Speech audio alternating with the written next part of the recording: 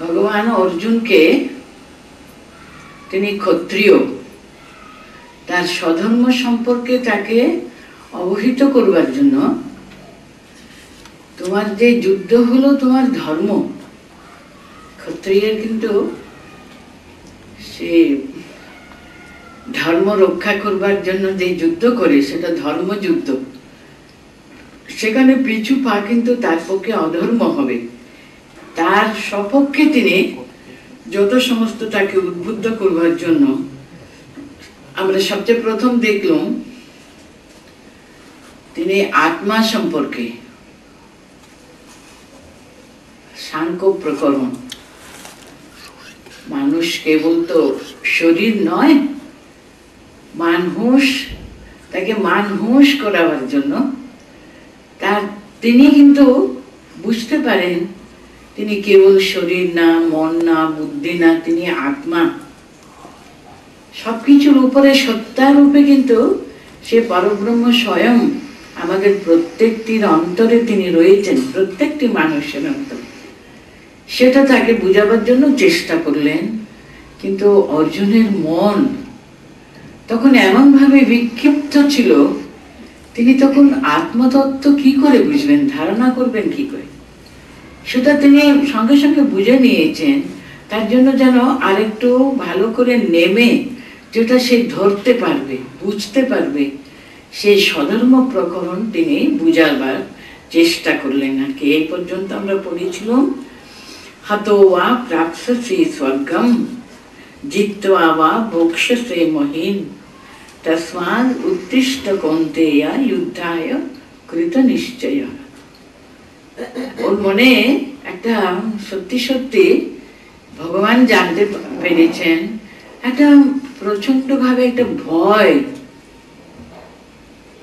তাকে অনেক রকমের কথা দিয়ে তিনি নিজেকে, সে আমি যে ভয় পেয়েছি সেটা বলবেন না, তিনি মহাবীর, কিন্তু তিনি বিপদগ্রস্ত হয়ে পড়েছেন,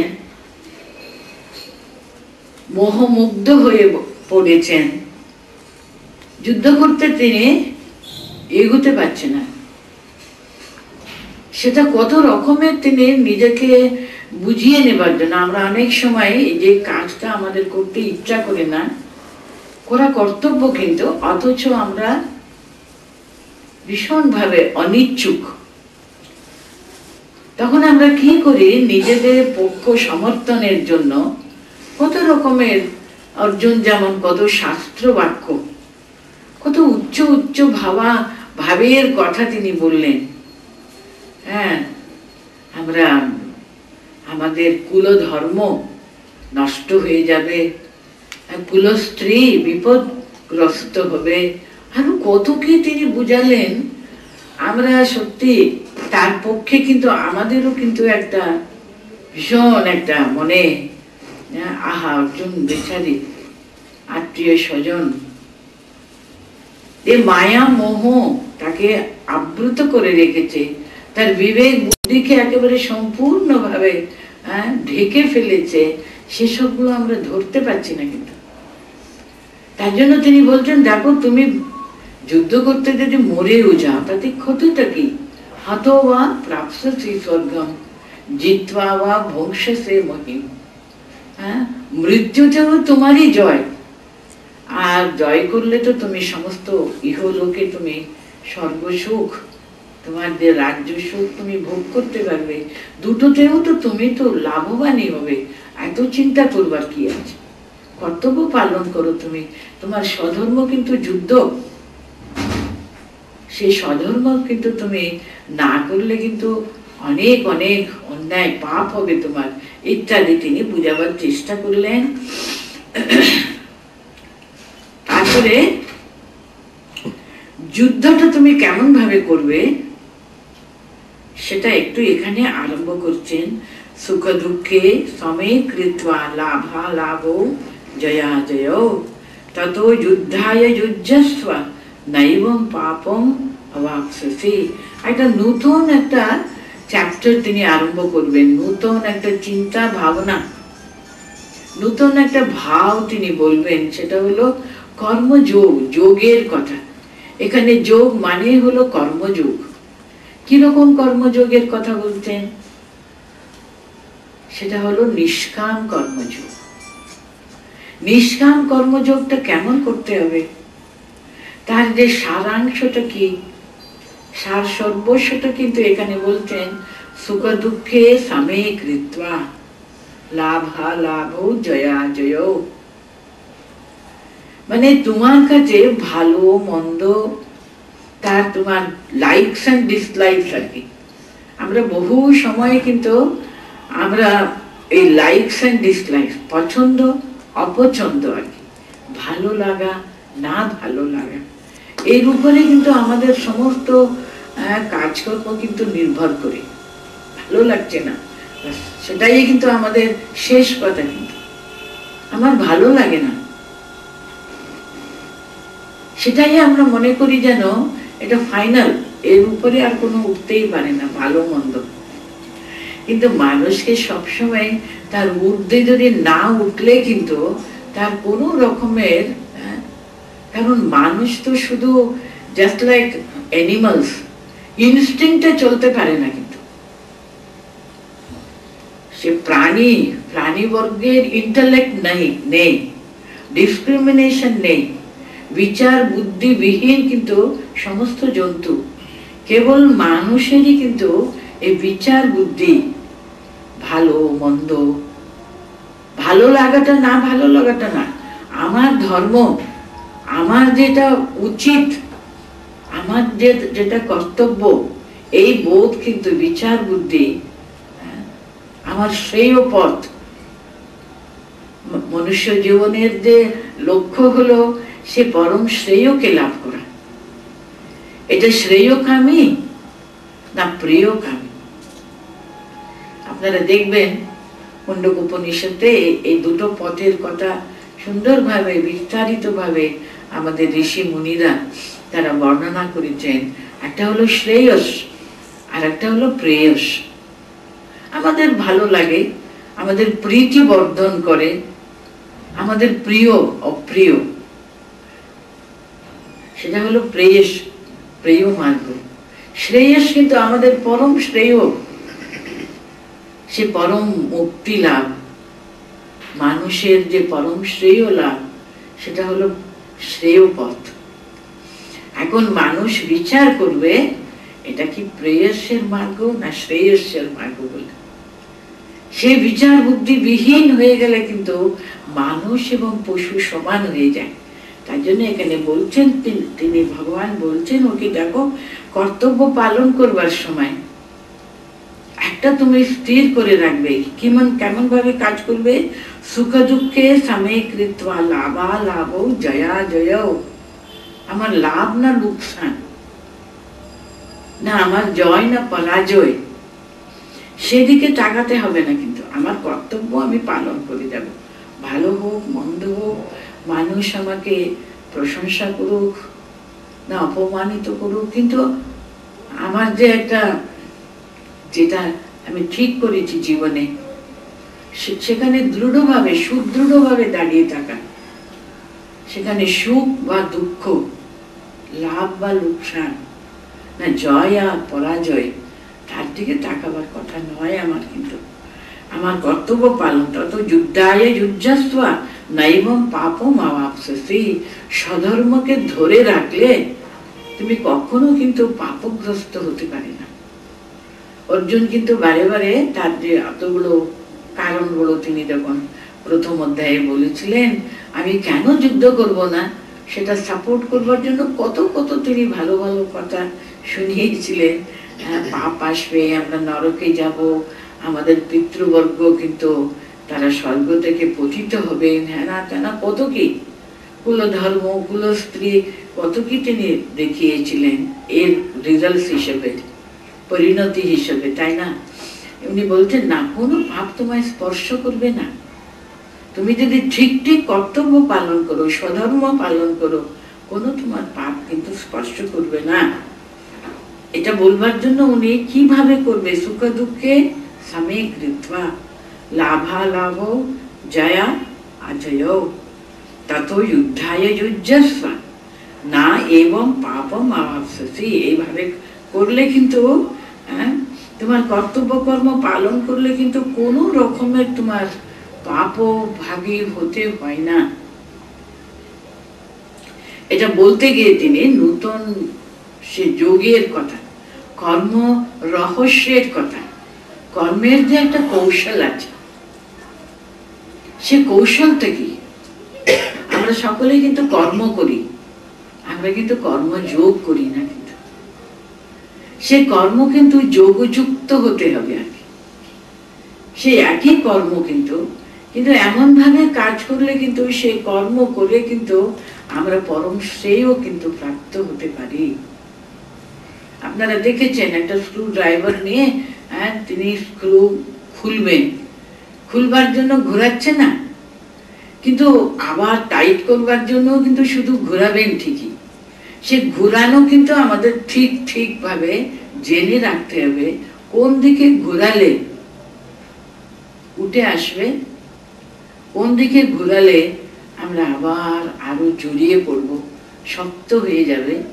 মুক্তির পথ কিন্তু সে একই, স্বধর্মকে লাভ কিংবা মানে লোকসান আর কি, কিংবা জয় কিংবা পরাজয়, সুখ কিংবা দুঃখ, কোনো দিকে না থাকিয়ে আমি স্বধর্ম পরায়ণতা,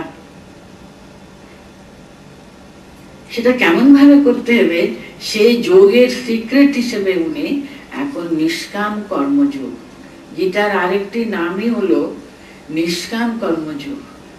গীতার প্রধান টিচিংই হলো কর্ম করবে অনাসক্ত ভাবে।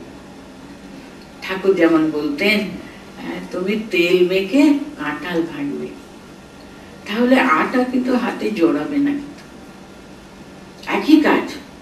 সে কাজটা কিন্তু এমন ভাবে করবার যে একটা নিপুণতা, একটা কৌশলটা জানতে হবে, যাতে কর্ম আমাদেরকে এতটুকু কিন্তু বন্ধনে ফেলবে না। কারণ আপনারা তো জানেন শঙ্করাচার্য আর কি, কর্ম মানেই কিন্তু বন্ধন। কিন্তু গীতা কি বলে? গীতা বলে কর্ম করতে হবে, কিন্তু কর্মের একটা কৌশল আছে। কর্মসু যোগঃ কর্মসু কৌশলম, এটা হলো গীতার উক্তি। যোগঃ কর্মসু কৌশলম, কর্মটা কিন্তু যোগযুক্ত ভাবে যদি করতে পারে, তার সঙ্গে যুক্ত হয়ে যদি করতে পারে, তার জন্য সমস্ত ফল তার চরণে সমর্পণ করে যদি আমরা করতে পারি, একই কর্ম কিন্তু সেই কর্ম যোগযুক্ত হয়ে কর্ম করা, সকাম ভাবে কর্ম করা, আসক্তি বর্জিত হয়ে কর্ম করা, আসক্তি যুক্ত হয়ে কর্ম করা। আপনারা তো মার জীবনী খুব ভালো করে আপনারা অনুধ্যান করেছেন। মাও তো সংসারের ভিতরে ছিলেন, তিনি দেখিয়ে দিয়ে গেলেন কিরকম ভাবে অনাসক্ত ভাবে কিন্তু সংসারে থাকা যায়, অনাসক্ত ভাবে কেমন ভাবে তিনি বহু কর্মের মধ্যে থেকেও কিন্তু তিনি নৈষ্কর্ম সিদ্ধি লাভ করেছেন। সে যোগের কথা এবার আরম্ভ করবেন, বলছেন এখানে এই সাথে অভিহিতা সাংখ্যে বুদ্ধি যোগে ত্রিমাম শৃণো বুদ্ধিয়া যুক্ত ইয়া পার্থ কর্মবন্ধম প্রহাস্যসি। বুদ্ধিযুক্ত হয়ে তুমি যদি কর্ম করলে কোনো রকমের তোমার বন্ধন আসবে না, সেই কথাটা এখানে আরম্ভ করছেন। দেখো, আমি তোমাকে সেই কর্মের যে সিক্রেট, সে কৌশলটা শিখিয়ে দিচ্ছি আর কি। সাংখ্যে এতক্ষণ ধরে, মানে আত্মতত্ত্ব হলো সাংখ্য তত্ত্ব। উনি স্বধর্ম প্রকরণ বলবার আগে কিন্তু আত্মতত্ত্ব কথা বলেছেন। এখন আবার নতুন করে আরেকটা তত্ত্ব কথা, মানে দেখবেন কখনো উঁচু গ্রামে যাচ্ছেন, আবার নিচু নেমে আসছেন। যেমন একটা গান, শ্রীমদ ভগবত গীতা হলো একটা ভগবানের গান। গান কখন সুন্দর হয়, সেখানে কখনো উঁচু গ্রামে থাকে, কখনো অবরোহণ, কখনো আরোহণ, আবার কখনো অবরোহণ। এটা নিয়ে তো গানের মাধুর্যটা। কিন্তু তার জন্য এখানে দেখবো আমরা ভগবান অর্জুনকে বুঝাবার জন্য, অর্জুন যাতে ঠিক ঠিক ধারণা করতে পারে, তার জন্য তার এই সাংখ্য প্রকরণ বলার পরে আরেকটু নিচু নেমে এসে স্বধর্ম প্রকরণ। এখন অর্জুনের মন তো আরেকটু স্থিত হয়েছে, এখন কর্মের রহস্য, সে বুদ্ধিযুক্ত হয়ে বুদ্ধিযুক্ত হয়ে কাজ কর্মযোগ করা, সেই তত্ত্বটা এখানে বলছেন। এতক্ষণ এই সাথে অভিহিতা সাংখ্যে, মানে এতক্ষণ তোমাকে আমি কি বললাম, সাংখ্যের কথাটা বললাম, বুদ্ধি যোগে ত্রিমাম শুনো। এখন তুমি বুদ্ধি যোগের কথাটা হে অর্জুন তুমি শুনো, কারণ বুদ্ধিযুক্ত পার্থ কর্মমন্দম প্রহাসিত। বুদ্ধিযুক্ত হয়ে যদি তুমি কাজকর্মগুলো যদি করো না, বুদ্ধি যোগের সাহায্য নিয়ে যদি কর্মে তুমি একেবারে ডুবে যাও, তখন তোমাকে কোনো রকমের কর্মের যে বন্ধন, তোমাকে কোনো কিছু স্পর্শই করবে না বলছে। আরো বলছেন এই বুদ্ধি যোগের কর্মযোগের কথাটা, তার ফলাফল সম্পর্কে বলছেন, নেহাবিক্রম নাশস্তি, অভিক্রম আর কি, নাশস্তি প্রত্যবায়ো ন বিদ্যতে স্বল্পমপ্যস্য ধর্মস্য ত্রায়তে মহতো ভয়াৎ।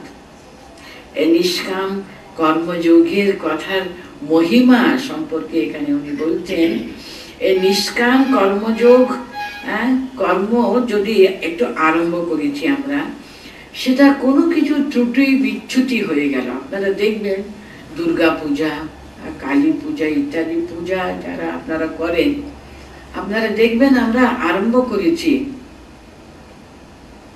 কিছু ত্রুটি হয়ে গেল, কিছু একটা বিচ্যুতির জন্য আমাদের সে আরব্ধ কাজ কিন্তু ভালো হচ্ছিল না। তখন কি করতে হবে, তখন সমস্ত কিন্তু বন্ধ করে দিয়ে আবার প্রথম থেকে আরম্ভ করতে হবে। তাকে অভিক্রম, একটা পাপ হয়, অসুবিধা হয়েছে, ত্রুটি হয়ে গেল, তখন সমস্ত কিছু প্রথম থেকে আবার আচমন দিয়ে কিন্তু আরম্ভ হয় পূজা। ওই যে একটু বন্ধ হয়ে গেছিল, একটু কিছু ত্রুটি হলো, সেখান থেকে আমরা পরে কন্টিনিউ করবো, ওটা হলে হয় না, আবার প্রথম থেকে। অনেক সময় দেখবেন বিশেষ করে বলি টলি দেওয়ার সময় কিছু একটা আটকে গেল, তাহলে সবই গেল। পূজার একটা অঙ্গ, কোথাও তো অঙ্গ হানি হলে সবকিছু সে, এটা তো পূজা তো একটা ক্রিয়া, তার যে কোনো কিছু ফল তো হবেই না, সেখানে মহাপাপ। অভিক্রম নাশস্তি, আবার প্রথম থেকে কিন্তু আরম্ভ করতে হবে, এরকম থাকছে। কিন্তু নিষ্কাম কর্মযোগে কিন্তু উনি বলছেন নেহা না ইহা অভিক্রম নাশস্তি, সে অভিক্রম সেটা হয় না। আর প্রত্যবায় না বিদ্যতে, প্রত্যবায় মানে একটা কাজ আমরা আরম্ভ করে সেটা এরকম মাঝখানে থেমে যেতে হলো, তার জন্য কিন্তু মহাপাপ আমাদের ভোগ করতে হবে। সেটা বিধি নিষেধ কত কি থাকে, একটা কর্ম হোম টোম করতে আরম্ভ করে সেখানে অনেকগুলো বিধি নিষেধ থাকে, সেরকম কিছু একটা মাঝখানে আমরা সেটা ত্রুটি বিচ্যুতির জন্য এসবগুলো হয় আর কি। কিন্তু বলছেন এই যে কর্মযোগ, এই নিষ্কাম কর্মযোগে ওরকম কোনো অসুবিধাই নেই। আমরা স্বল্পমপ্যস্য ধর্মস্য ত্রায়তে মহতো ভয়াৎ, আমরা অল্প কিছু অভ্যাস করেছিলাম, অভ্যাস করলাম, অভ্যাসটা সামান্য কিছু মাত্র আমরা অর্জন করতে পারলাম, সাকসেসফুল হলো না, কিন্তু শেষ পর্যন্ত আমার প্রতিটি কাজ যে আমি সম্পূর্ণভাবে নিষ্কামভাবে করতে পারছি না। সে অভ্যাস করেছিলাম আমি 2 মাস 3 মাস 1 বছর হয়তো করলাম, কিছু হচ্ছে না বলে ছেড়ে দিলাম। তাতে যে আমাদের খুব একটা এই যে এই কর্ম আরম্ভ করলে একটা কোনো কিছু কর্ম, দেখুন বেদে দেখবেন একটা কর্মকাণ্ড আছে, একটা জ্ঞানকাণ্ড আছে। কর্মকাণ্ডে কিন্তু বিভিন্ন রকমের এই যে বৈদিক কর্মক্রিয়াগুলো বর্ণনা আছে। তখনকার দিনে মানুষ এরকম ছবি টবি সাজিয়ে তো পূজা টুজা হতো না। সমস্ত ভগবানের আরাধনা উপাসনা মানেই হলো অগ্নিকে সাক্ষী রেখে সেখানে আহুতি প্রদান করা, হোম করা, সবকিছু ব্যাপার। সেই সেই দেবতাদের নামে আহুতি প্রদান করা, মন্ত্রগুলো আছে কেমন ভাবে, কত পুরোহিত চাই, কি কি জিনিসপত্র চাই, তার জন্য অনেক কিছু তার প্যারাফার্নেলিয়াগুলো আছে। ওইসব জোগাড় করে কি কি বিধি, ঠিক বিধি অনুযায়ী সেসব পালন করতে হয়। মাঝখানে কিন্তু ওইসব যদি বন্ধ হয়ে গেল, কিছু একটা ভাঙ্গা জিনিস, কিছু একটা অন্যায় হয়ে গেল, আমাদের কাজ করতে করতে কিছু ভুলে গেছিলাম আমরা, এসব ভুলে কিন্তু ওই অভিক্রমনাশ হবে কিংবা প্রত্যয় এসবগুলো ঘটবে। কিন্তু নিষ্কাম কর্মযোগে আমি যে অভ্যাস করলাম এতদিন, ওটা অল্প হতে পারে। স্বল্পমপ্যস্য ধর্মস্য ত্রায়তে মাহতো ভূয়া। কিছু আমরা অভ্যাস করেছি, কিছুদিন অভ্যাস করলাম, সামান্য হয়তো আমরা অর্জন করলাম, তাতে কিছু নষ্ট হয়ে গেল না। কিন্তু আমি অন্তত একটু নিজেকে একটু সরে রেখে ফলাফলের প্রতি এত বেশি আসক্তি না দেখিয়ে কাজ করতে সামান্য কিছু শিখলাম। হয়তো আমি দুটো স্টেপ এগোতে পেরেছি, সম্পূর্ণ আমার গন্তব্যস্থানে পৌঁছতে পারিনি। ওই যে আমি দুটো step, that itself is an acquisition, সেটা আমার রইল। কিন্তু এই জন্মে বোধহয় আমি আর কিছু করলাম না, কিন্তু নেক্সট জন্মে কিন্তু আবার ওইটুকু থেকে আবার আমি এগোবার চেষ্টা করব।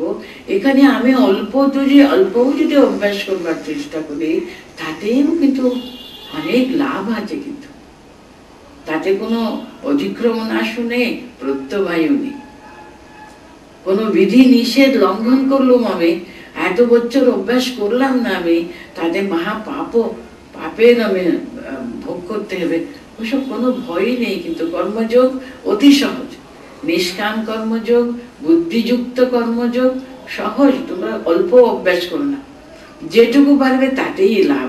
সেটা বুঝাবার জন্য উনি এই শ্লোক দিয়ে বলছেন, নেহাবিক্রমনাশস্তি প্রত্যবায়ু না বিদ্যতে। এই বুদ্ধিযুক্ত নিষ্কাম কর্মযোগে অভিক্রম নাশু নেই, প্রত্যবায়ু নেই।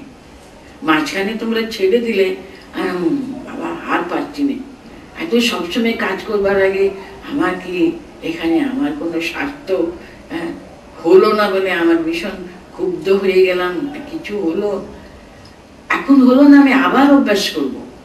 যত আমি অভ্যাস করবার চেষ্টা করব, আমার অন্তরে কিন্তু সে যে স্পৃহাটা আরো বাড়ছে, আরো বাড়ছে।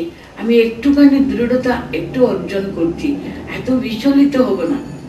স্বার্থ সিদ্ধি কিছু ক্ষতি হলে আমি এত বিচলিত হয়ে পড়বো না। তো ইভেন লিটল গেইন, সামান্য আমি অর্জন করতে পারি, নিজেকে স্থির একেবারে শান্ত রাখবার যে চেষ্টা আমি অল্প কিছু করতে পারলে তাতেই তো লাভ আছে। কিন্তু তাতে আমার সব নষ্ট গেল বলে দুঃখ করবার কিছুই নেই, কিছু নষ্ট হবে না। সামান্যটিকেও যদি আমি অর্জন করি, তাও কিন্তু আমার লাভ আছে। সো স্বল্পমপ্যস্য ধর্মস্য অস্য ধর্মস্য স্বল্পমপি ত্রায়তে মাহতো ভয়াৎ। আস্তে আস্তে আস্তে আমাকে এগোতে সাহায্য করবে।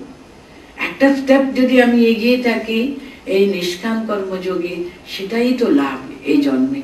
আমি আবার করব, আবার সেই সেকেন্ড স্টেপ আমি হয়তো করব, কিন্তু আমার লক্ষ্যটা ঠিক রেখেছি আমি এগোয়ার পথে কিন্তু স্টেডি থাকা, আস্তে আস্তে আস্তে অভ্যাস হবে।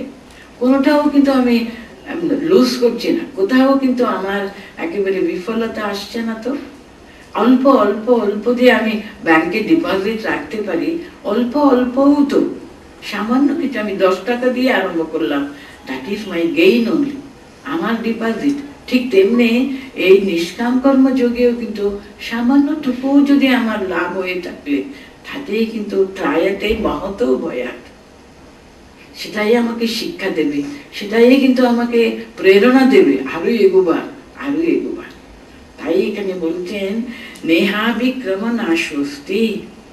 এই যে নিষ্কাম কর্মযোগে, এখানে কিন্তু কোন রকমের কর্মনাশ, অভিক্রম নাশ নেই কিন্তু, আর প্রত্যবায়ু নেই। অল্প কিছু যদি এই ধর্ম আর কি, এর ত্রায়তে মহতো ভয়াত, সে যে সবসময় মহৎ ভয়ম, এই মহৎ ভয় থেকে কিন্তু উদ্ধার করবে।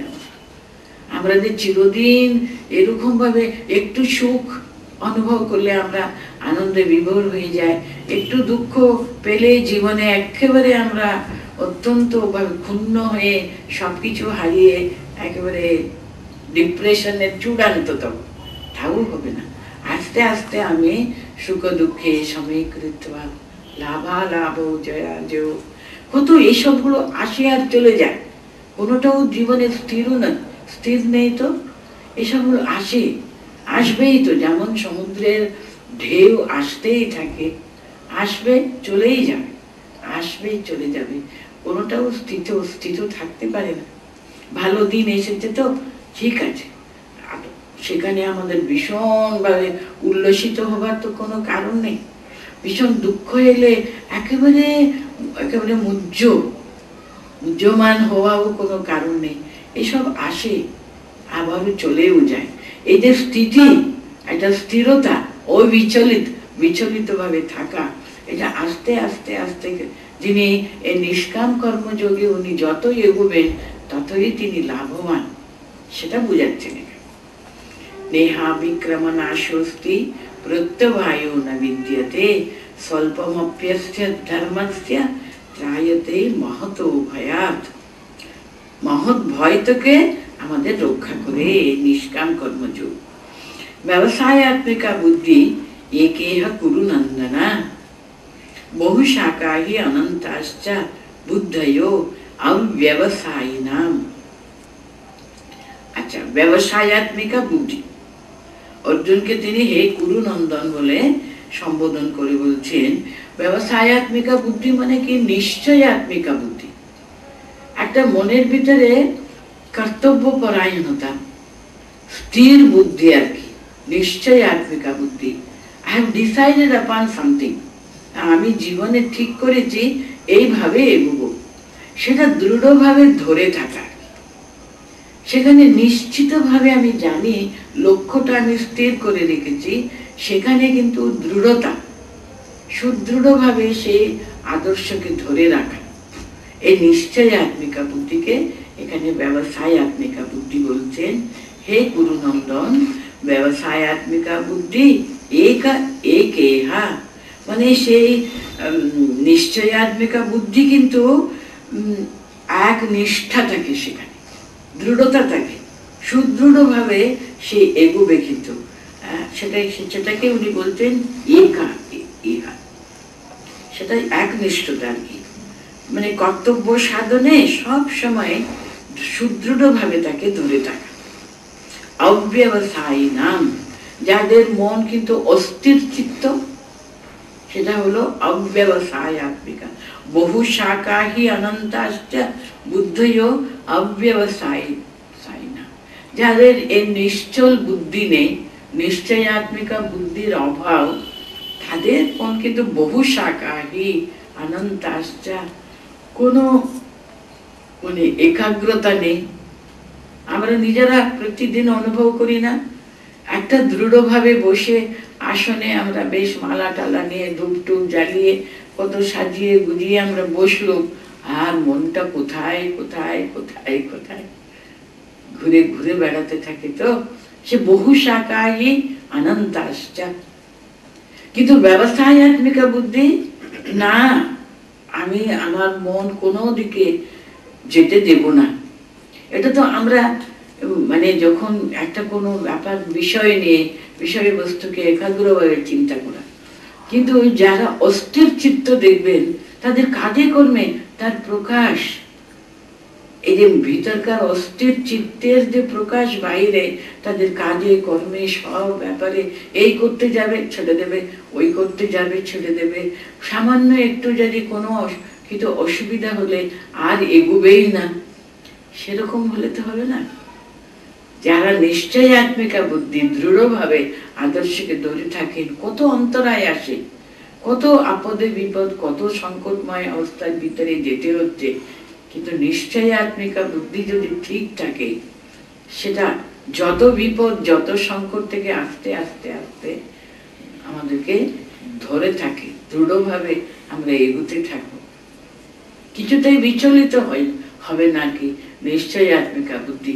সে কথা এখানে সর্বপ্রথম বলছেন কি থাকা উচিত যখন আমরা এরকম নিষ্কাম কর্মযোগের দিকে এগোবার চেষ্টা করি। সর্বপ্রথম আমাদের সবচেয়ে বেশি দরকারটা কি? প্রথম তাদের মনের দৃঢ়তা, ব্যবসায় আত্মিকা বুদ্ধির কথাটা এখানে বলছেন। চিত্ত এক নিষ্ঠা ভগবানের প্রতি, সে আমরা যদি ভগবানকে চাই, ভগবানের মনটা সম্পূর্ণভাবে একাগ্র করতে চাই, কর্মযোগ নিষ্কাম ভাবে কর্ম করব, সেদিকে যদি ওই যে একনিষ্ঠা না, আমি কোনো ফলাকাঙ্ক্ষ আমার কাছে এতটুকু নেই, কোনো রকমের ইহ লোকে পরলোকে কোথাও আমার কোনো আকাঙ্ক্ষা নেই, আমার কর্তব্য পালনে আমি যেটা ঠিক করেছি সেই কাজটা সম্পূর্ণভাবে ঠিকভাবে করতে গেলে সেটা একনিষ্ঠা একটা সাধন, সেটা হলো দৃঢ় চিত্ত থাকা, সেটাই ব্যবসায়াত্মিকা বুদ্ধি। একেহ কুরু নন্দনা বহু শাখাহি অনন্তাশ্চ বুদ্ধয় অব্যবসায়ী নাম। অব্যবসায়ী, যাদের মন এত বিচলিত, এত সবসময় নিশ্চয় আত্মিকা বুদ্ধি এতটুকু নেই, সবসময় চঞ্চল, সে চঞ্চলতা তাদের প্রতি কর্মে প্রতি কাজে সেটা প্রকাশ পেতে থাকে, কোনো দিকে দৃঢ়তা নেই।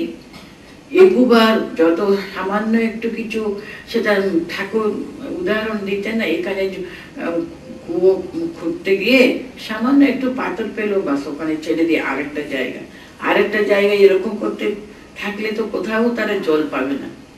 কিন্তু আরো গভীরে যাওয়ার জন্য সেখানে আরো যত নিষ্ঠা নিয়ে সে কাজে অগ্রসর হলে একদিন আর একদিন নিশ্চিতভাবে কিন্তু তাদের যে আকাঙ্ক্ষা পূর্ণ হবেই হবে।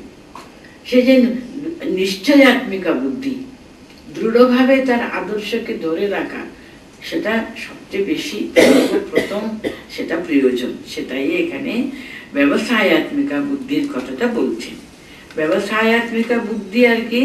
স্থির বুদ্ধি, নিশ্চয়াত্মিকা বুদ্ধি, দৃঢ়ভাবে আদর্শকে ধরে রাখাটা।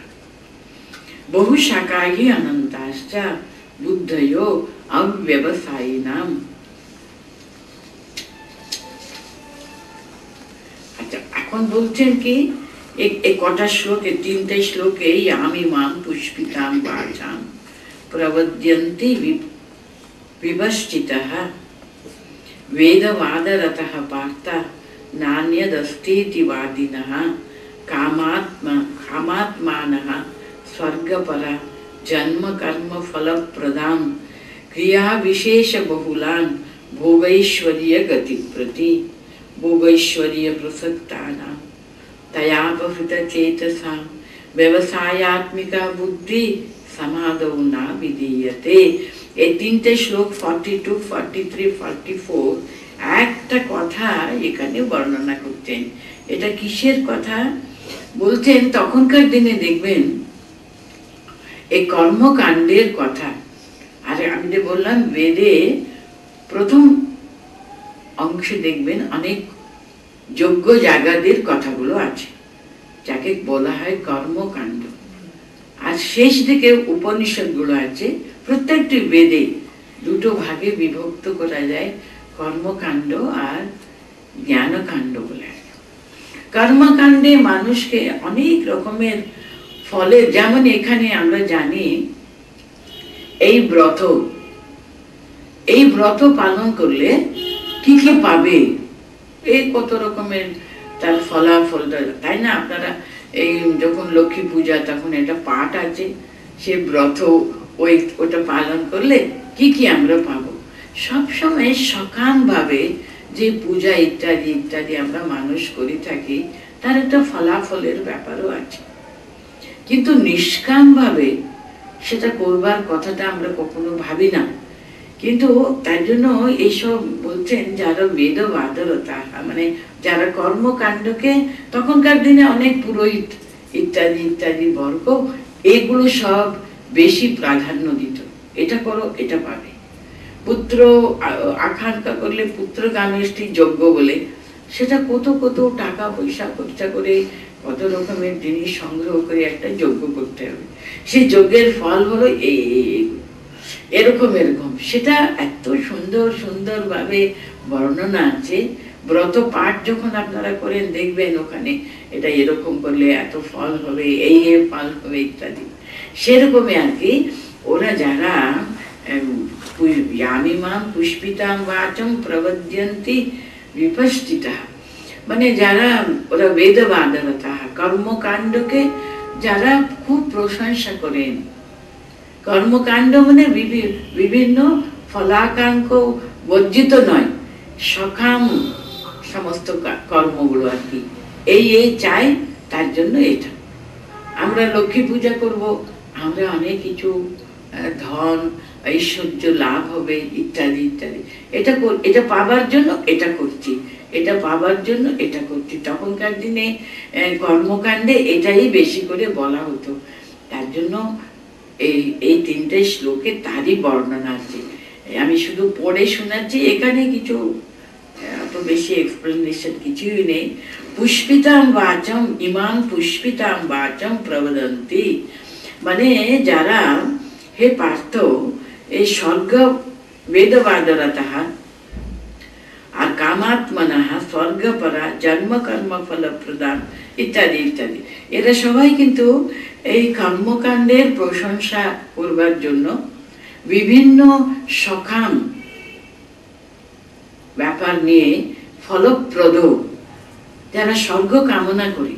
তখনকার দিনে সবচেয়ে বড় হলো আমি যতদিন পৃথিবীতে আছি এখানে অনেক কিছু সুখ ভোগ ইত্যাদি আমি একেবারে করলুম, হ্যাঁ, অনুভব করলুম, ভোগ করলুম এখানে, কিন্তু আমার ইচ্ছাটা কিন্তু এই যজ্ঞ করব, ওই যজ্ঞ করে আমি স্বর্গে যাব। সেই স্বর্গে যেন বহু বছর থাকতে পারি, কারণ স্বর্গ থাকলে নাকি ওখানে মৃত্যু নেই, কোনো রোগ নেই, কোনো বার্ধক্য নেই, কত সুখ সুখ সুখের প্রাচুর্য সেখানে। শ্রী রামকৃষ্ণ চরণে সমর্পিত, এইভাবে কিন্তু সেখানে সমর্পণ করা হয়। তাহলে এখানেও কর্মকাণ্ড কিছু ধরে আছেন, কিন্তু সে কর্মকাণ্ডের উদ্দেশ্য কিন্তু শুধু আমাদের জ্ঞান বৈরাগ্য ভক্তি যেন আরো যেন আমরা আমাদের এই বৃদ্ধি হোক, আর কিছুই চাই না। আর যেটুকু যদি কর্ম করে যদি কোনো, এখানে দেখুন ওরা এমন ভাবে আমাদেরকে এখানে বলছেন ইমাম পুষ্পিতাম বাচা প্রবদন্তি ব্যপষ্টিতাঃ, ওরা কিন্তু বেদ এই কর্মকাণ্ডকে যারা প্রশংসা করে তারা কিন্তু আমাদেরকে নান্যের অস্তিত্ববাদী না, এছাড়া আর কিছু নেই।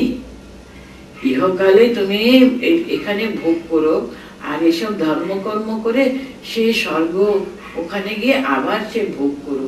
সে ভোগ শুধু সুখ ভোগ, ইন্দ্রিয় সুখ ছাড়া এর ঊর্ধ্বে আর কিছু থাকতে পারে না। কি আছে? আর কিছু তো নেই। আর কি থাকতে পারে?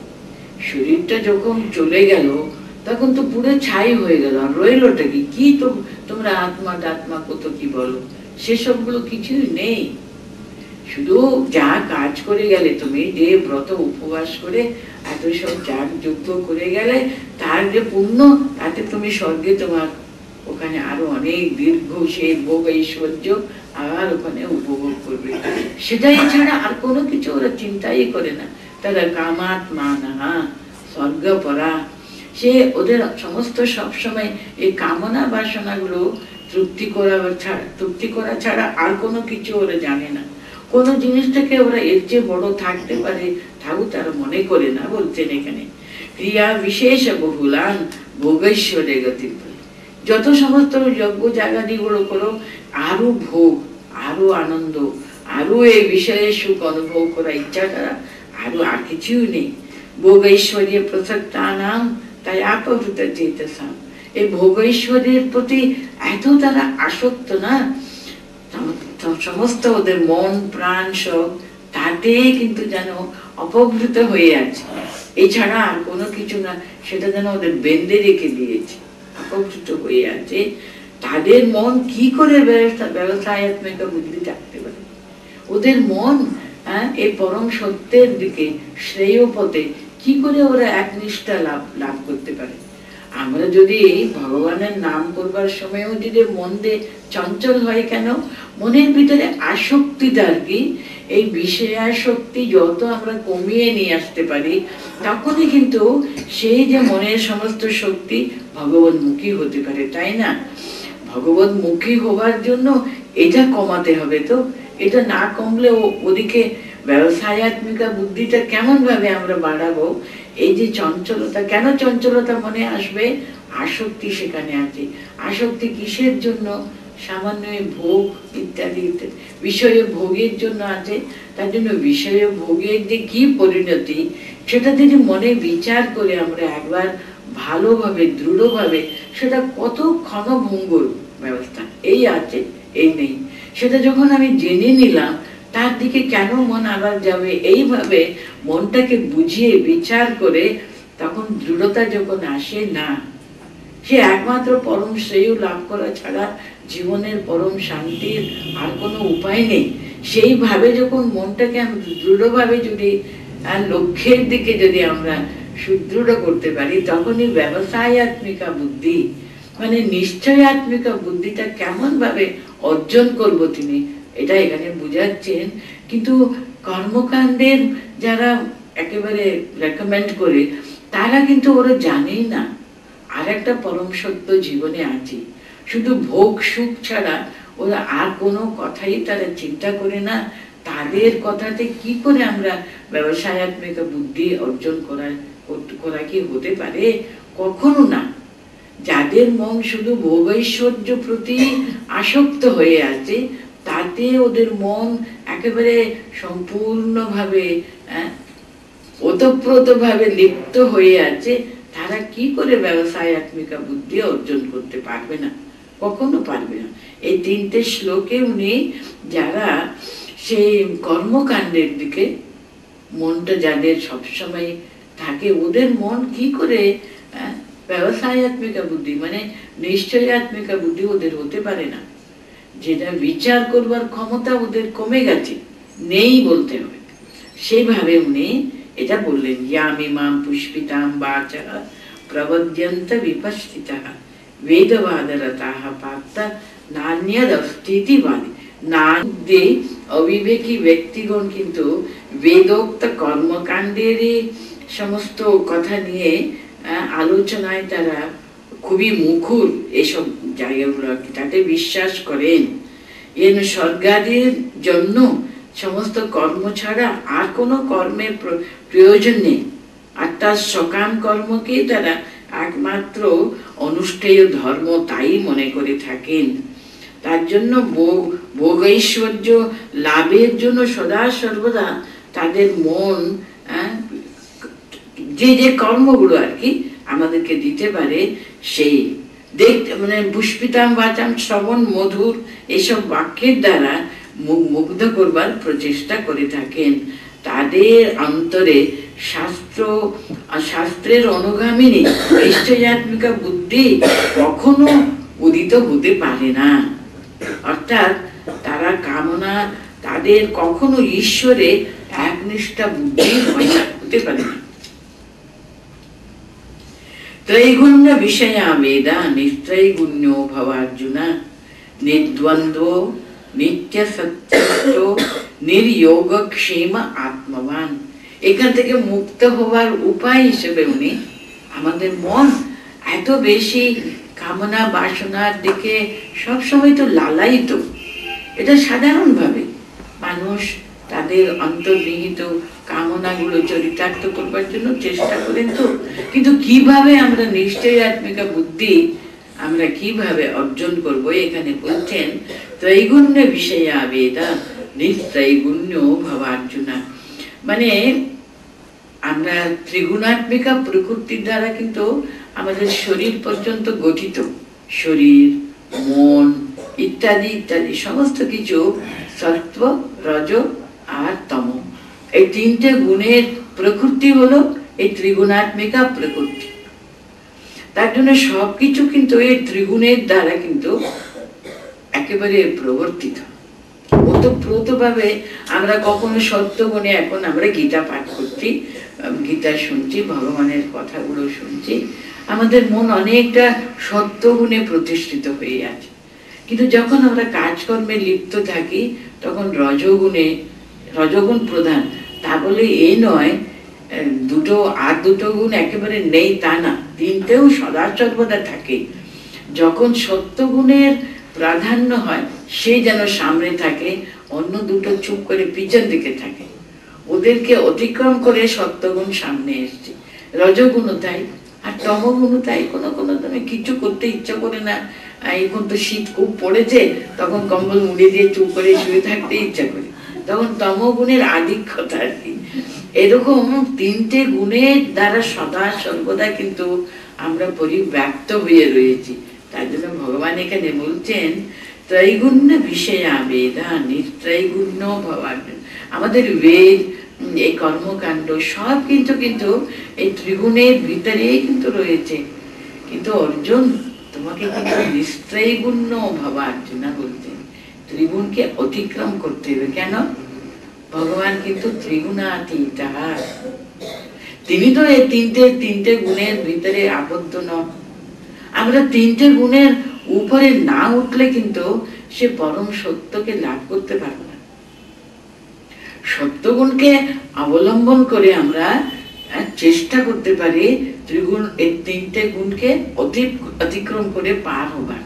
যেমন দেখুন, এরোপ্লেন যখন যাবে না, অনেক খুব তাড়াতাড়ি গিয়ে একটা জায়গাতে করে তারপর উপরে উঠবার চেষ্টা করে, ঠিক তেমনি আমাদেরকে সত্যগুণে অধিষ্ঠিত হতে হয়। তমগুণকে রজগুণের দ্বারা অতিক্রম করতে হবে, রজগুণকে সত্যগুণের দ্বারা অতিক্রম করতে হবে। সত্যগুণে প্রতিষ্ঠিত থেকে সদা সর্বদা দৃঢ়ভাবে সত্যগুণে প্রতিষ্ঠিত হতে পারলে তারপরে সত্যগুণকেও ছেড়ে দিয়ে উপরে উঠতে হবে। এত সোজা না, কিন্তু সত্যগুণে সদা সর্বদা প্রতিষ্ঠিত হয়ে থাকাটা কি কম কথা? সেটা অত সোজা ব্যাপার না। কিন্তু ভগবান বলতেন এখানে, তুমি সবসময় এই ত্রিগুণের ভিতরে থাকলে কিন্তু তুমি সে পরম সত্যকে পাবে না। তোমাকে নৈস্ত্রৈগুণ্য ভাবার্জুন হতে, কারণ সে পরম সত্য কিন্তু ত্রিগুণাতীত। ভগবান যখন অবতীর্ণ হন না, তখন কিন্তু তিনি নির্গুণাহ গুণময়া। আপনারা প্রতিদিন খণ্ডন ভব বন্দনা করেন না, সেখানে দেখবেন ভগবান শ্রী রামকৃষ্ণ দেবের কথা স্বামীজি কি সুন্দরভাবে আমাদের সামনে তিনি তুলে ধরছেন। অবতার যখন নেমে আসেন না ভগবান আমাদের জন্য, আমাদের প্রতি তার এত করুণা, এত অনুকম্প, তিনি নেমে আসেন একটা শরীর ধারণ করে। তিনি নির্গুণ, ইচ্ছা করে কিন্তু গুণময় হয়ে আসেন, যাতে আমাদের মতো মানুষের মাঝে, মানুষের সাজে উনি আসবেন। তো তিনি কিন্তু তখন কিন্তু নির্গুণ গুণময় হয়ে আসেন। তার ভিতরে সবসময় দেখবেন সত্যগুণে তিনি সদা সর্বদা প্রতিষ্ঠিত। ঠাকুর যেমন শুদ্ধ সত্য আধার ছিলেন, তিনি সামান্য কিছু রজগুণের একটুখানিও ওনার সহ্য করতে পারতেন না। সদা সর্বদা শুদ্ধ সত্য গুণ তার জন্য আমাদের অন্তত সত্যগুণকে সবসময় ধরে রাখাটা। অর্জুনকে উনি কিন্তু বলছেন নিস্ত্রৈগুণ্য ভবার্জুন, সবকিছু অতিক্রম করে যাওয়ার কথাটা বলছেন। ত্রৈগুণ্য বিষয়া মেধা নিস্ত্রৈগুণ্য ভবার্জুনা। হে অর্জুন, এই বেদের যা সমস্ত কর্মকাণ্ডের কথা তুমি শুনলে না, আমরা যা পড়লাম আর কি তিনটে শ্লোকে, সব কিন্তু ত্রৈগুণ্য বিষয়। তোমার ব্রত, উপবাস, সকাম কর্ম, তোমাদের হোম, তোমাদের যাগ যজ্ঞাদি সবকিছু কিন্তু সকাম। কিন্তু তার জন্য ওটা কিন্তু এই ত্রিগুণাত্মিকা প্রকৃতির ভিতরের ব্যাপার। হে অর্জুন, তোমাকে কিন্তু এই ত্রৈগুণ্য সবগুলো থেকে উঠতে হবে। কিন্তু তোমাকে কিন্তু সম্পূর্ণভাবে নিস্ত্রৈগুণ্য হতে হবে। তার মানে এই সব রজ তম ইবন সত্যকে অতিক্রম করে তখন হলে কি হবে? নির্দ্বন্দ্ব নিত্য সত্যস্থ নির্যোগক্ষেম আত্মবান। প্রত্যেকটি এখানে যা গুণের কথা বলছেন একটু ভালো করে চিন্তা করে দেখুন। প্রথম হলো নির্দ্বন্দ্ব, যেটা আমরা একটু আগে পড়লাম, সুখে দুঃখে সমে কৃত্বা লাভা লাভ জয়া জয়, মানে সেখানে কোনো দুই নেই, একই ব্যাপার আছে। আমার ভালো লাগা না ভালো লাগা কিছুই নেই, আমি সকলেই কিন্তু সেই আত্মরূপে দেখি। আমার সেখানে ভালো মন্দ কোনো তো দেখি না, তো এক বস্তুকে সে দেখে, সেখানে দ্বন্দ্ব কেন আসবে? আমার ভালো লাগা না ভালো লাগা কোনো প্রশ্নই থাকবে না, তখন নির্দ্বন্দ্ব, দ্বন্দ্ব থাকে না ওখানে, একে সে স্থিত থাকে, আর দুই থাকেই না, সেটা হলো নির্দ্বন্দ্ব। আর নিত্য সত্যস্থ, সত্য গুণে ও সদা সর্বদা নিত্য সেই সত্য গুণে তিনি প্রতিষ্ঠিত, কিন্তু নিত্য সত্যস্থ নির্দ্বন্দ্ব নিত্য সত্যস্থ নির্যোগক্ষেম আত্মবান। তিনি আত্মাতে প্রতিষ্ঠিত আছেন বলে তিনি নির্যোগক্ষেম, যোগ মানে আমার যেটা নেই সেটা জোগাড় করবার জন্য ব্যস্ততা, ক্ষেম মানে যেটা আছে সেটা রক্ষণাবেক্ষণা করবার জন্য ব্যস্ততা। আমি যদি ভগবানের উপর সদা সর্বদা নির্ভর করি, তিনি আমার যোগক্ষেম সব দেখবেন, কারণ আমি তো তার চরণাশ্রিত, আমি তার সন্তান, তাকে আমি আমার সর্বস্ব তার চরণে সমর্পণ করেছি, তিনি যা করেন তাই আমার মঙ্গল।